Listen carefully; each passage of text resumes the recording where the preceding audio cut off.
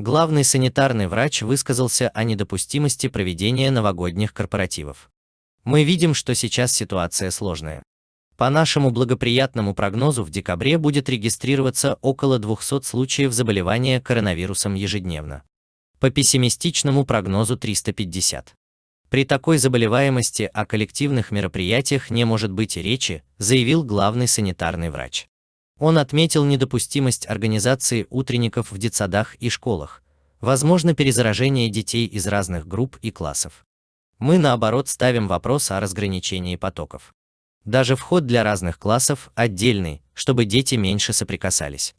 Тем более сейчас в Европе и соседней России мы наблюдаем нарастание заболеваемости, связанной с дельта-штаммом.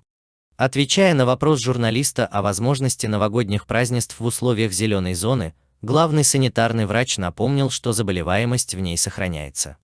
Менее 50 случаев на 100 тысяч населения в неделю. Мы можем моментально пойти в рост, а еще хуже получить волнообразное увеличение.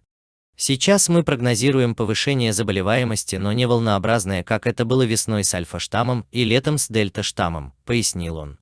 В завершение главный санитарный врач обратился к предпринимателям с просьбой не организовывать никаких коллективных мероприятий.